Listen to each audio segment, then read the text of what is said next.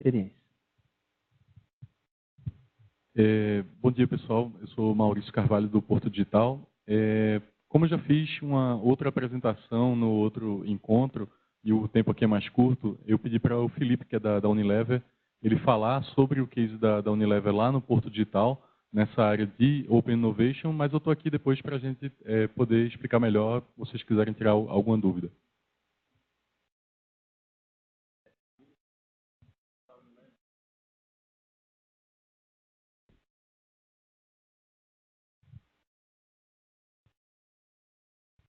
Bom, pessoal, bom dia.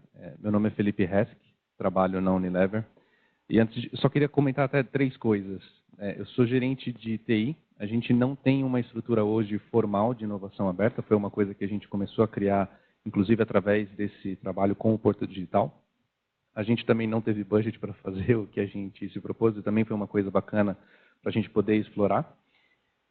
E um terceiro foi que a gente teve 4 meses para fazer o que a gente queria fazer. Então, teve muita coisa que foi direcionada em relação a esse tempo. Como a gente não tem uma área de inovação, muita coisa a gente teve que aprender da forma como a gente foi começando, né, com os steps iniciais. E o que a gente sempre recebia muito, já há alguns anos, dos nossos clientes internos eram: vocês são caros e vocês fazem mais do mesmo. São as mesmas soluções que vocês estão entregando já há algum tempo, não tem nada muito de novo e por um preço extremamente absurdo. E aí a gente queria, né, tentar fazer alguma coisa diferente. Uma das provocações que a gente... é o mundo que a gente está agora, né? Então, o cara está exposto a, de repente, um jogo como o Pokémon GO, que atinge 40 milhões de pessoas em menos de 15 dias, a gente demora 2, 3, 4 meses para fazer um rollout de uma solução para 2.000 pessoas na América Latina. Pode ser unfair a comparação dos dois mundos, mas é o mundo que a gente está inserido, é o mundo que a gente está recebendo o desafio.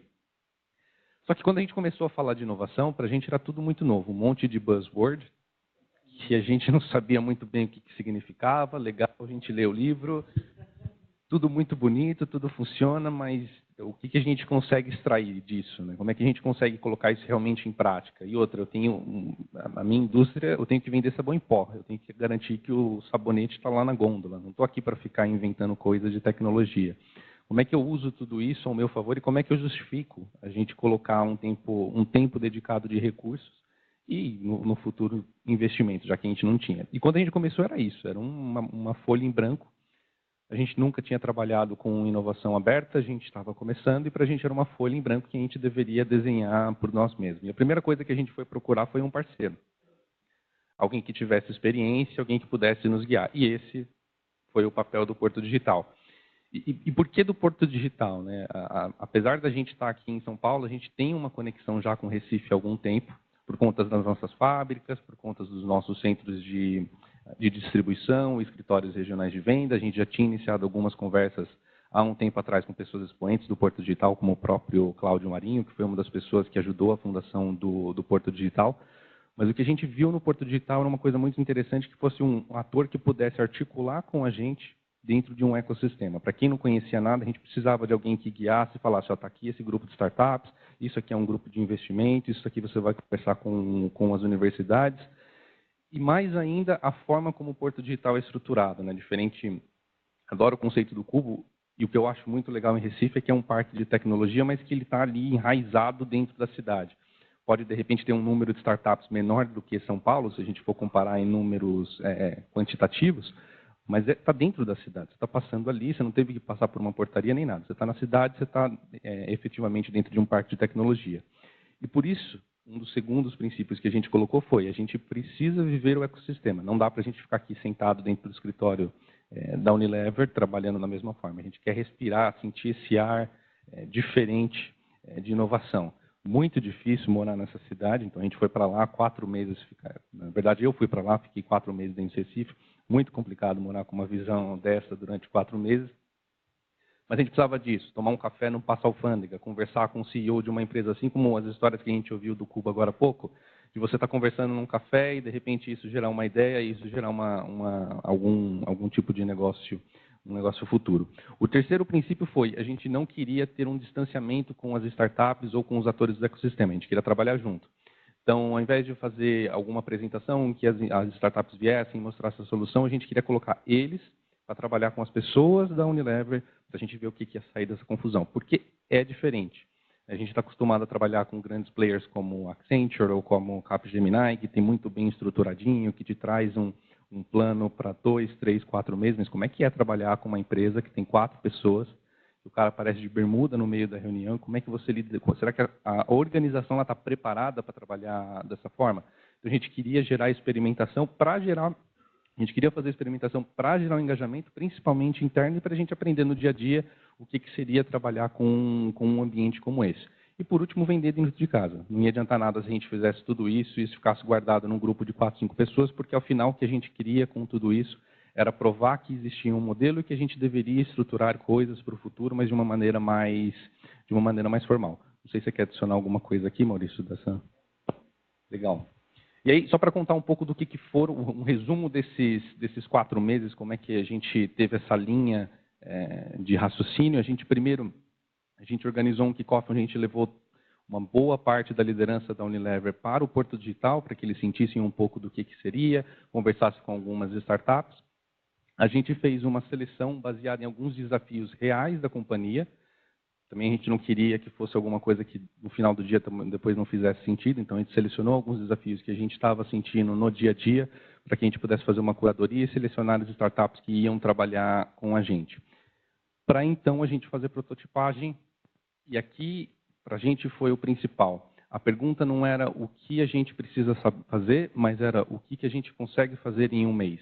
Esse foi o tempo que a gente deu para todas as startups que participaram. Vocês vão ter um mês para construir alguma coisa em cima desse desafio. Em todas as reuniões, o nosso papel era segurar o pessoal que estava dentro do escritório da Unilever, que queria montar uma coisa enorme. Falei, não, cara, é um mês. O que a gente consegue fazer em um mês? Se a gente não conseguir fazer em um mês, possivelmente a gente vai fazer um monstro e a gente não vai utilizar depois. E aí a gente fechou com o encerramento, onde a gente trouxe a nossa CIO global e mais alguns vice-presidentes também da Inglaterra para prestigiarem o evento e conhecerem o Recife, para depois a gente projetar o futuro. Isso foi o que norteou.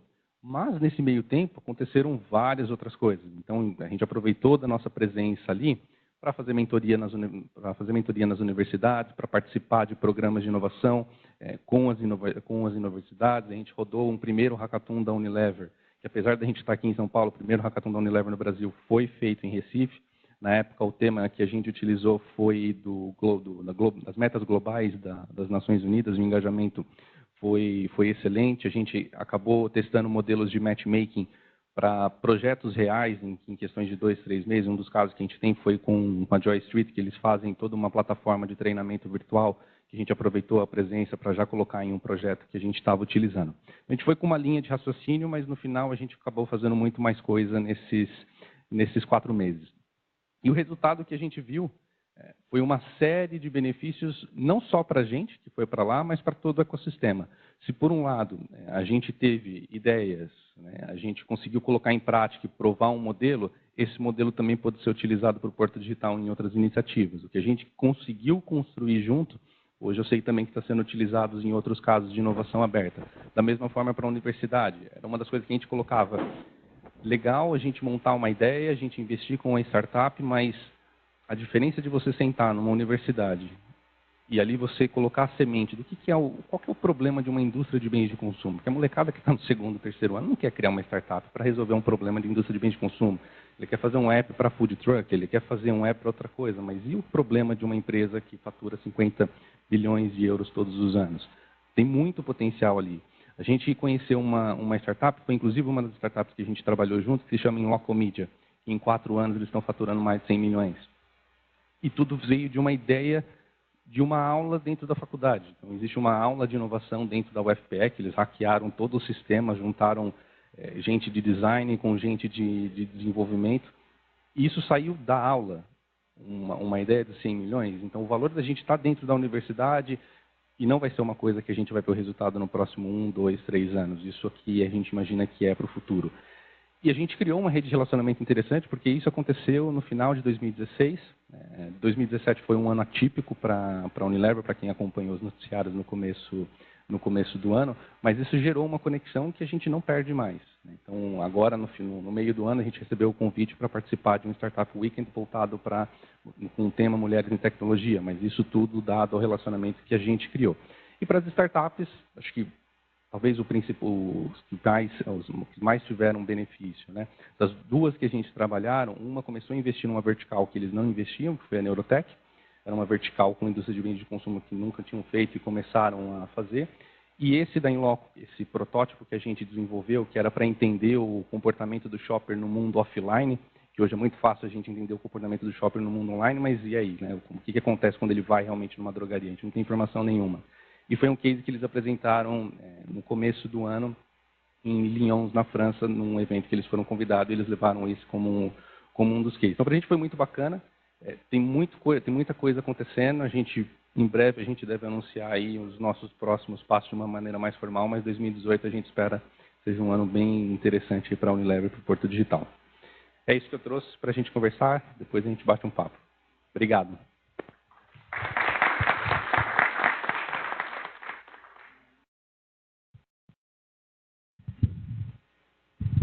Obrigado por contribuir. Aí, Felipe, eu vou passar a palavra agora aqui para o Bruno.